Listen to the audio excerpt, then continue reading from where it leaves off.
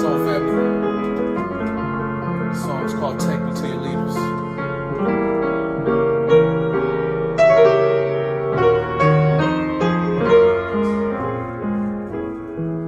Take me to your leaders. Are they the best of your kind? What do they believe in? Are their souls divine, or are they guided by greed and power? What's their motivations in your darkest hour? Do you trust their words and guidance? How do they treat your sick and poor? Those you need to serve the most. Do they misuse their control for their own rewards? Oh, do they keep their word to you? Speak with dignity and truth. Are they righteous in a time of crisis? Do you feel protected by them? Take me to your leaders. Take me to your leaders. Take me to your leaders. Are they worthy? Are they worthy? Take me to your leaders. Take me to your leaders. Take me to your leaders. Are they worthy? Are they worthy? Take me to your leaders. Do they have a heart? Are they just and merciful towards all of mankind around the world? What is their philosophy on spreading peace and harmony? What have they done for poverty to provide for everyone in need? Do they follow principles? Integrity, equality for all, especially those suffering. That's what truly makes one great again. Take me to your leaders. Do they bring you joy or pain? Do they have the answers? Is it time to take them down? Oh, take me to your leaders. Take me to your leaders. Take me to your leaders. Are they worthy? Are they worthy? Take me to your leaders. Take me to your leaders. Take me to your leaders. They're not worthy. They're not worthy.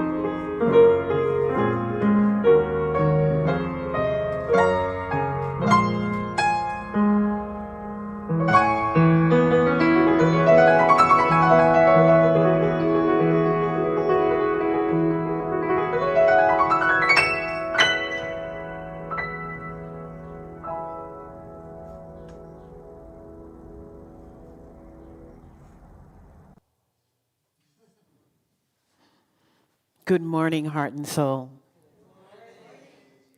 And even though Kev Choice is not with us here physically, I just am thanking him for his spirit with that song, Take Us to the Leaders.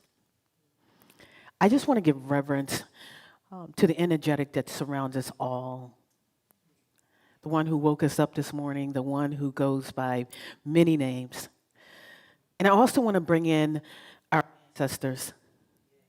I want to acknowledge the land in which we stand on, the land of the lonely people, the initial stewards of this land, the ones who own this land before the occupation and genocide of white supremacy. I also want to acknowledge the historical economic exploitation of the enslaved people, because I want to thank them for building this nation, because they inspire us. They inspire us to remember what is my responsibility, what is mine to be and do. And most of all, I just want to say thank you to Heart and Soul, those who woke up this morning, those who made it happen, because I'm speaking a word through all of us this morning. And you know, I just got to give mad love to our founder, the Reverend Dr. Andriette Earl.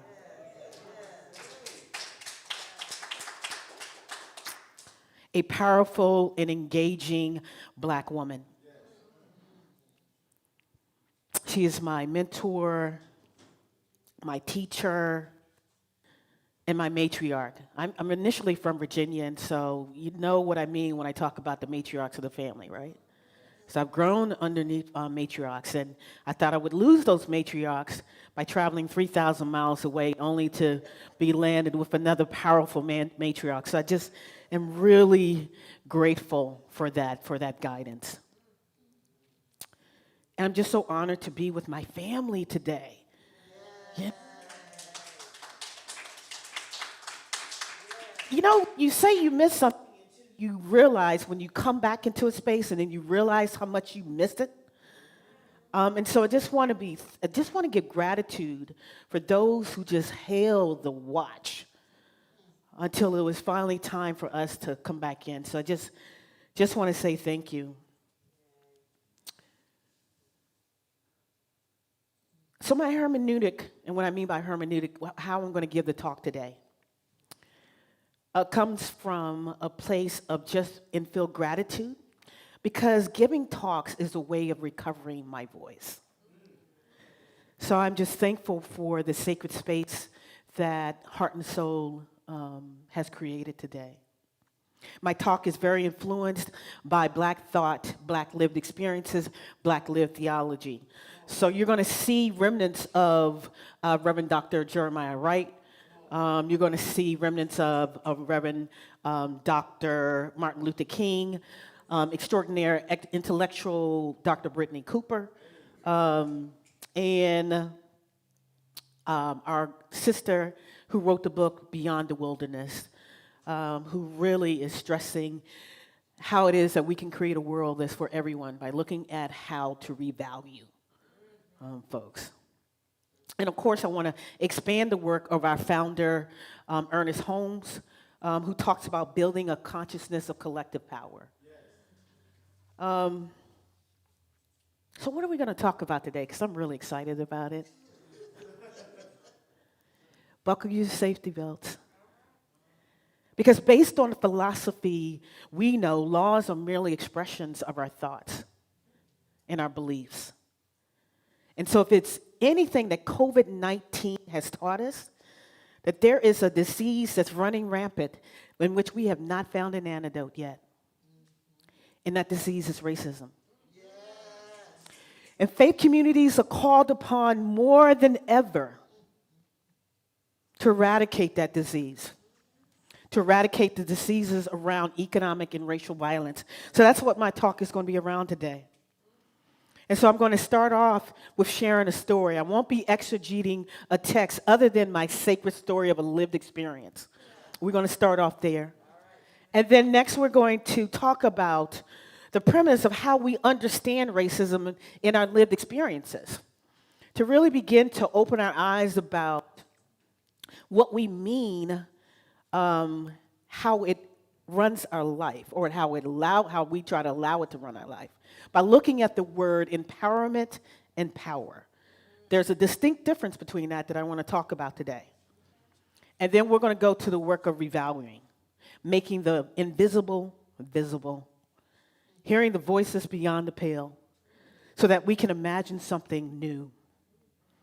And then we're going to close it by a call to action, because if you know me, I'm a seminary of the street minister. And I love to see a church outside on the street. But before I begin, I will ask you to join me in centering myself. So just, take a collective breath with me. This is a ritual that I perform every time when I'm doing talks and sermons. And it's actually a quote from the Reverend Dr. Martin Luther King. And it goes like this: use me, God. Show me how to take who I am,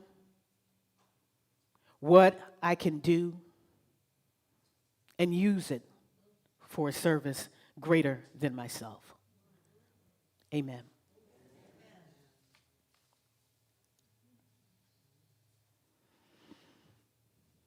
So what's at stake for you?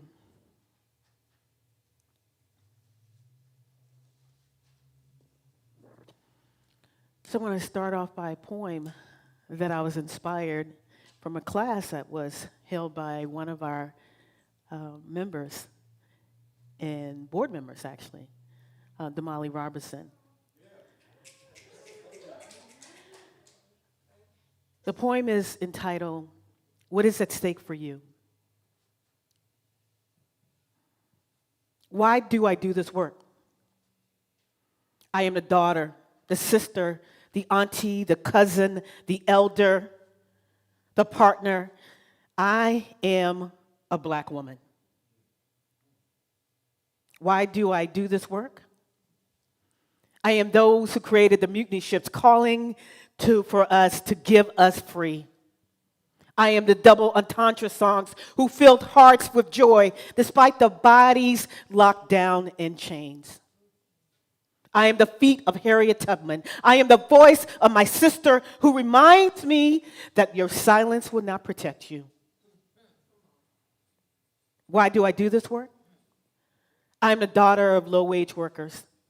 I am Breonna Taylor. I am Sandra Bland. I am George Floyd. I am Moms for Housing. I am the collective invested in the full emancipation of my black queer skin.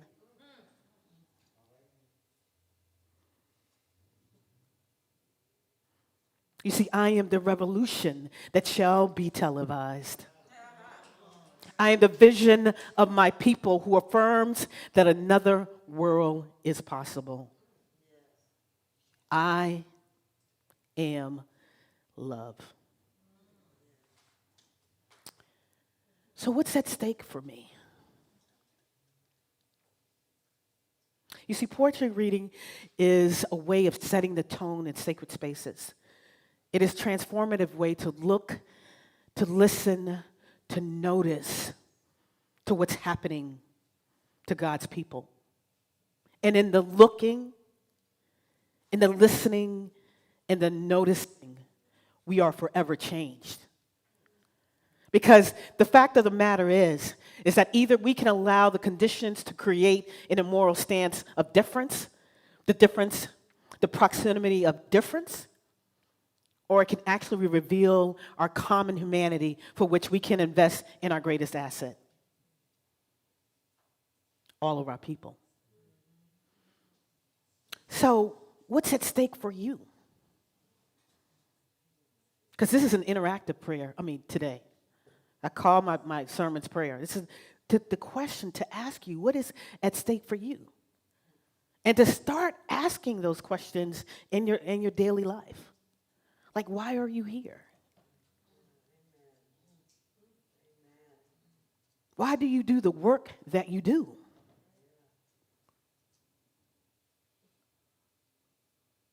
Here at Heart and Soul, we believe, as Martin Luther King says, in a real sense that all life is interrelated.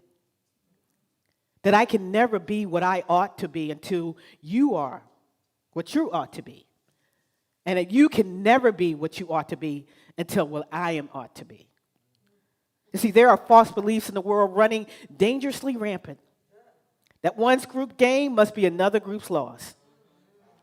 And with this belief, it sets our communities up for competition. Right? The theater stands of drama of us versus them. The scarcity is tragically manufactured, but the competition over these resources are real. People are forced to fight over basic necessities of food and clothing and shelter, and that we are pushed to believe the worst around against the other. And although Black Americans are typically cast as disproportionately impacted of racism, and indeed, we are targets of America's history. The fact is that racism impacts everyone. Sit that for a moment. Sit there. See, there is a theology of profit over people, which invokes wicked ills of separation. It is physically, emotionally, financially, and spiritually makes us sick. Racism has the ability to blind us, to make bad decisions, bad policy decisions. It makes for a more harsher society. I don't need to tell you, just walk outside. A more punitive one. It will cloud the ability to see our common connection, to see love.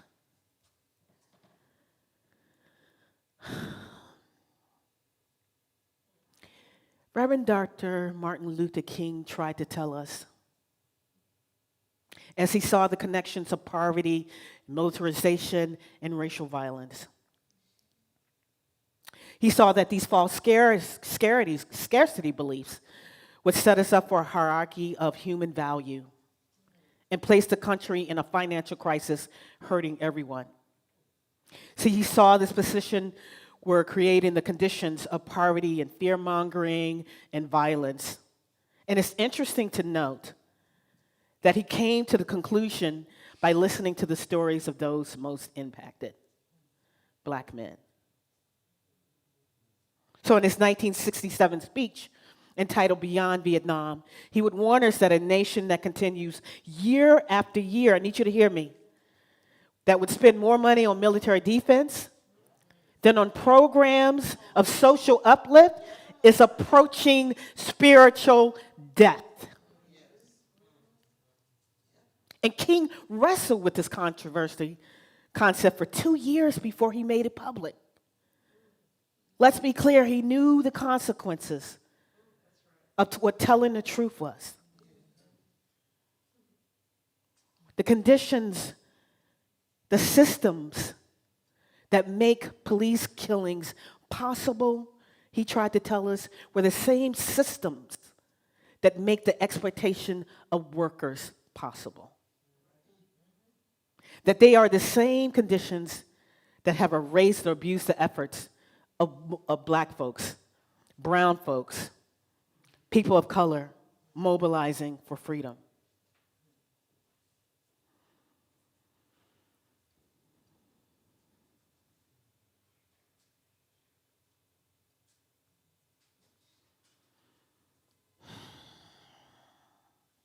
So what are we to do?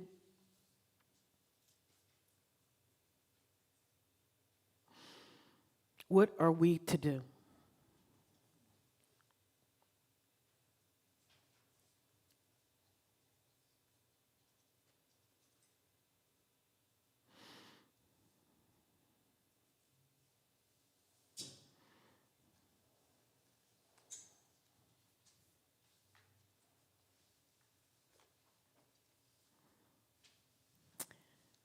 How is power of racism intricately involved and woven into our lives?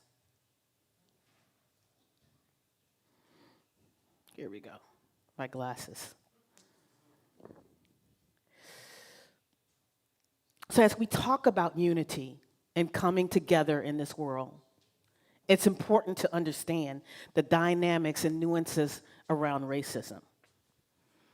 Earlier, I spoke about the ways in which we can understand that by looking at the words around power and empowerment. Empowerment looks like understanding our worth. It's about our humanity and what we deserve. In Dr. Brittany's book, Eloquent Rage, she suggests that we need to be clear on how we use the word empowerment, because she believes a lot of times what we're really talking about is using the word power.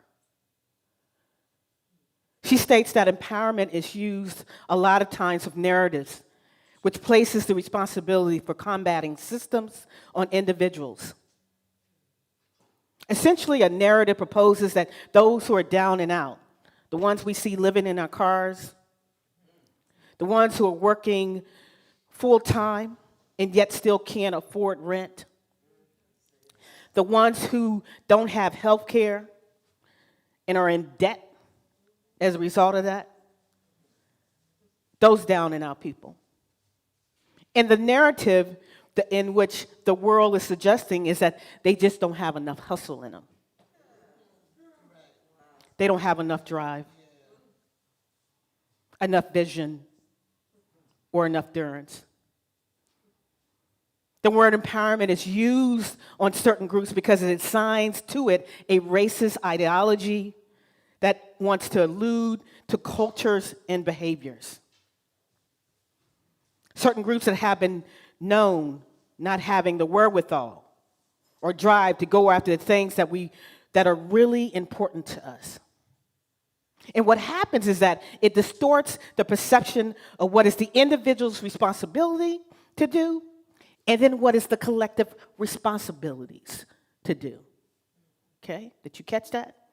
So there's an individual responsibility, and then there's a collective responsibility.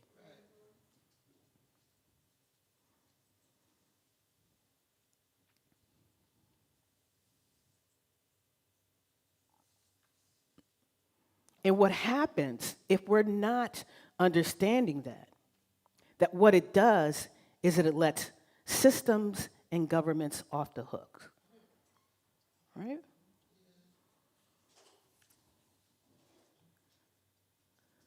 Then how do we transcend that lie? What's the story that we must replace it with? And how can we do a better job at transforming our minds so that something else can happen? We must do the work of theologian Dolores Williams, who calls us to do the work of revaluing. That it has to do with rendering what is visible or what is invisible so that we can make it visible. And then naming and assigning value to what is rendered. It's the process of assessing our beliefs and how we act it out. Because as someone has been quoted saying, what is any use to the eyes if the mind is blind? You see, the fact of the matter is we can't tout Black Lives Matter and then propose a budget that gives you less than 2% for culture and arts programs, parks and recs, workforce development programs, and 45% to policing. We can't be up in here walking around talking about housing as a human right when we are absent of any real promise of change or policies. As Senator Lewis said, we've got to get into some good trouble.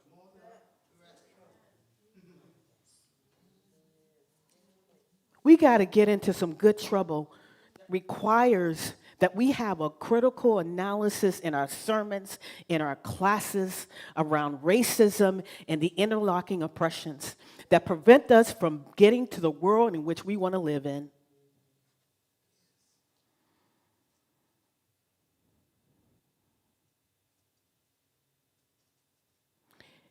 And part of a conscious that is out there that I want to make sure that you are mindful of is the work of performance. It's known as performance allyship. See, it is the use of moral talk for self-promotion with the intention to deceive or lie. It's a type of exploitation. It's just showing up, just saying what you're doing, but you really ain't got nothing behind you to back it up. All right? People call this also virtual signaling. It's what Evelyn Brooks called respectability politics. And it's allowing these concepts to interfere with our mandate to healing our communities for fear of losing relationships with local politicians because we're friends with them. We go to church with them. Our kids go to school together. These concepts target black anger as a disease instead of the symptom. See, it's a means of, is what Rev calls the okie doke.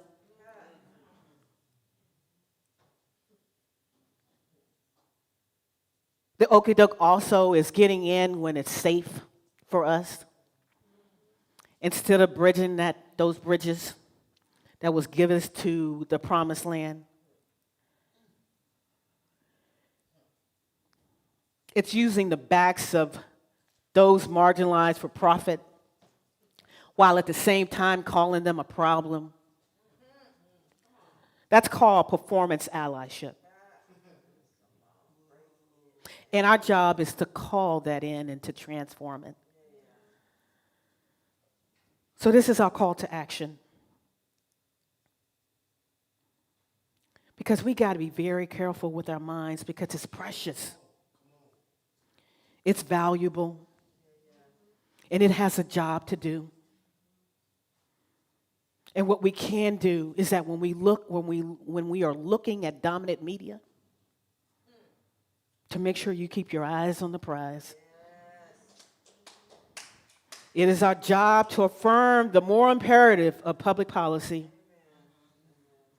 that our budgets, our policies should reflect the values of what we believe in.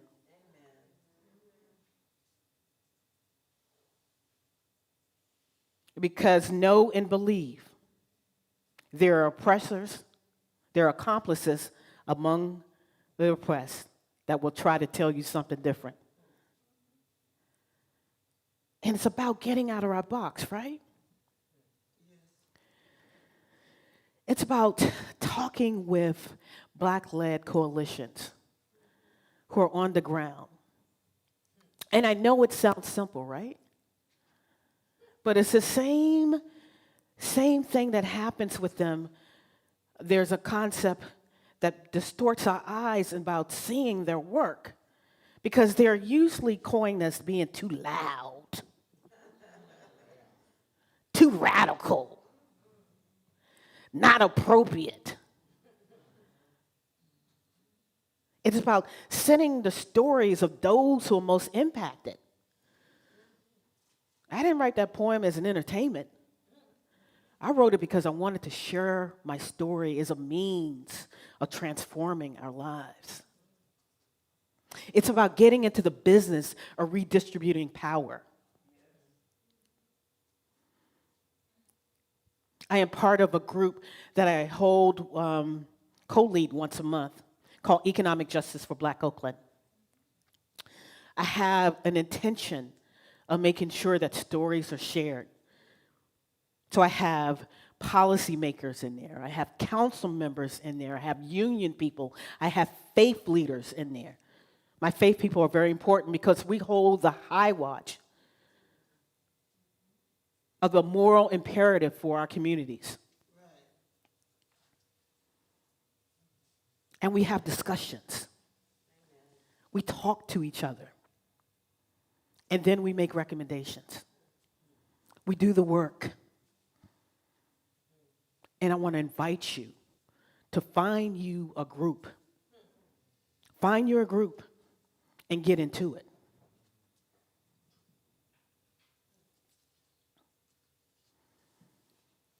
So I want to close by just thanking this community, because it's an intentional community. Or else I wouldn't be here, I'm telling you the truth. I mean, I love the songs. But I have a powerful black woman as my leader for a reason, right? Because she gives me the yes of what is mine to do. So be careful about who you following around, all right? But I go back to say that this is an intentional community that finds its own meaning through its own lived experiences. A community that has a great understanding of the diseases around separation and attempts to counter them through changing of the mind. And it's our job to share it.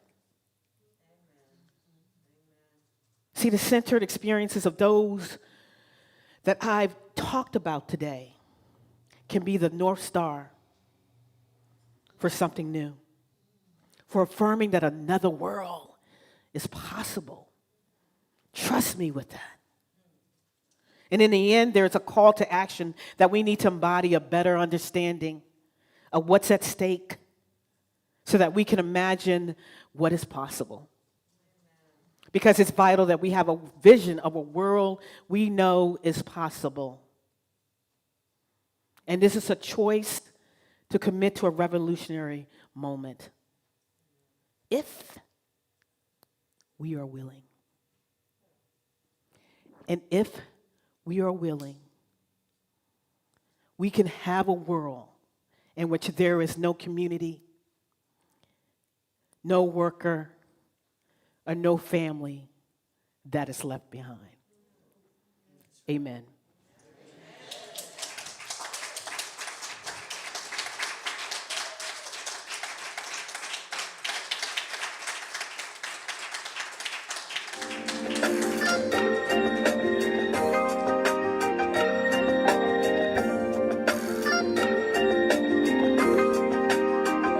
It's universal love, y'all.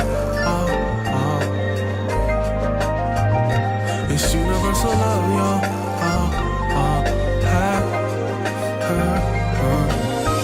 I spread universal love all around the world. This one for my people near and far.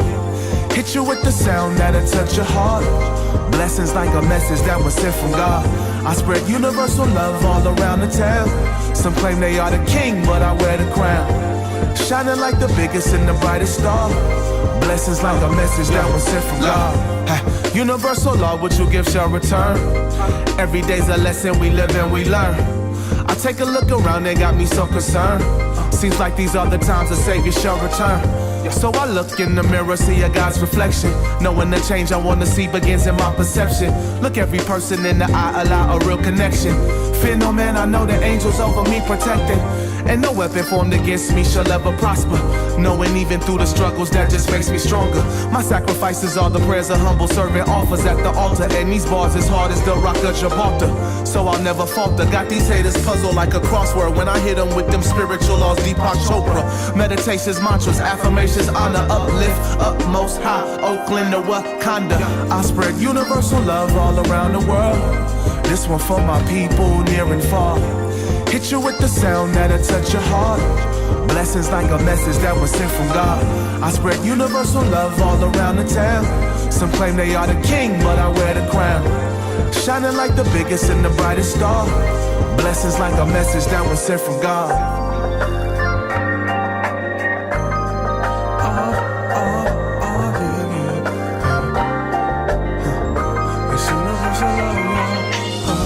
Conscious master, read these passages like I'm a pastor.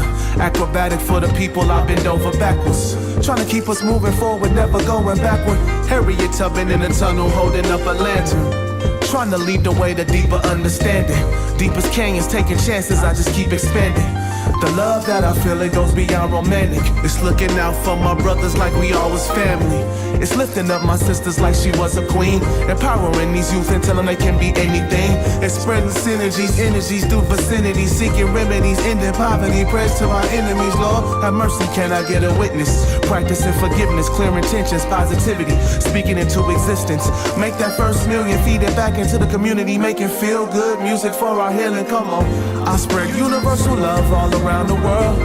This one for my people near and far. Hit you with the sound that'll touch your heart. Blessings like a message that was sent from God. I spread universal love all around the town. Some claim they are the king, but I wear the crown. Shining like the biggest and the brightest star. Blessings like a message that was sent from God.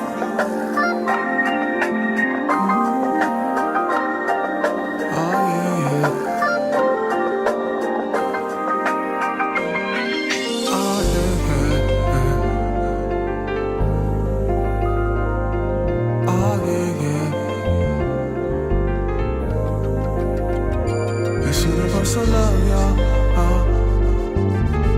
Spread love through the universe, around the world, around the town. Yeah, yeah, yeah. Spread love through the universe, around the world.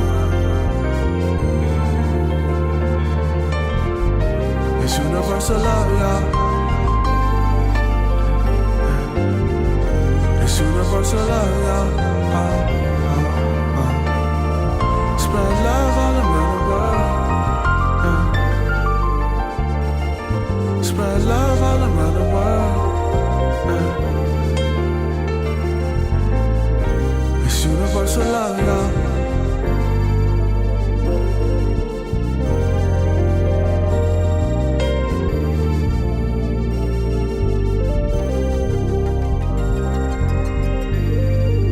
It's love all around the world.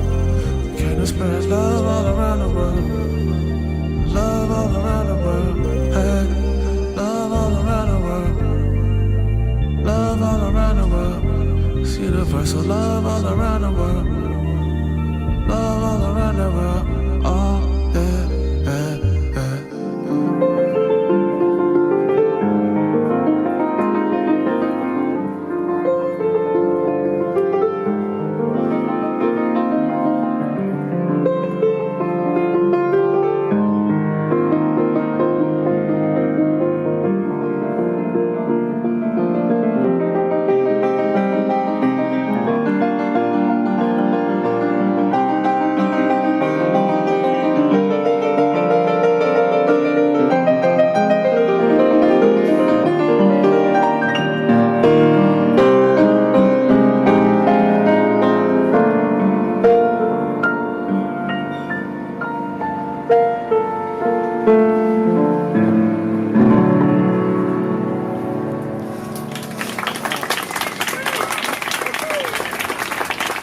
So just continuing to take that all in, holding in this special moment, this precious moment of right here, right now.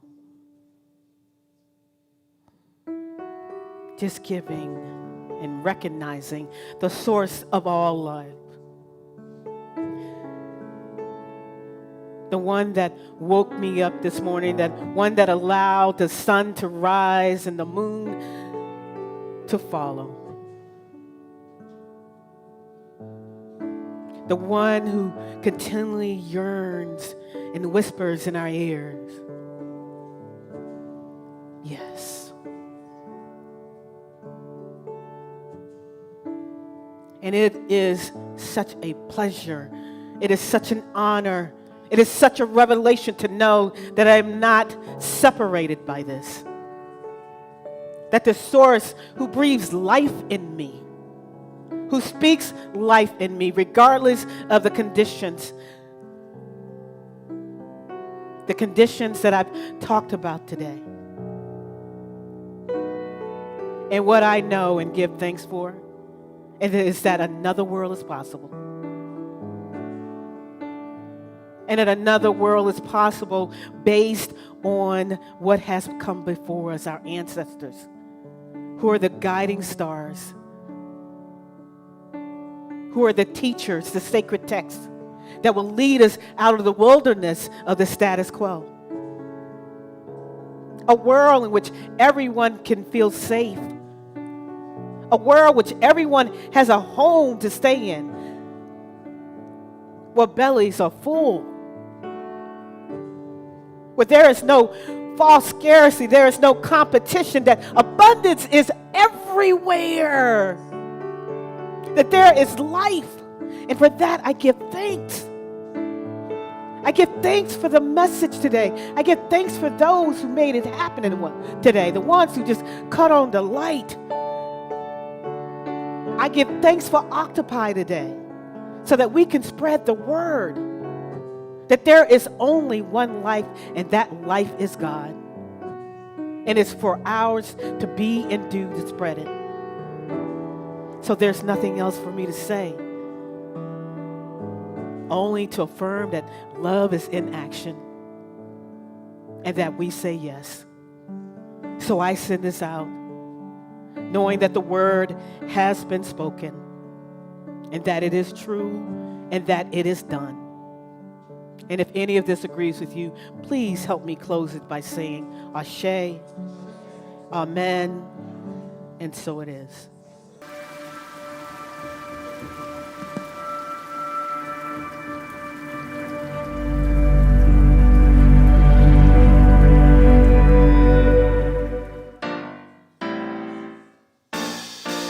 When you trust and open your heart, life seems to take a brand new start.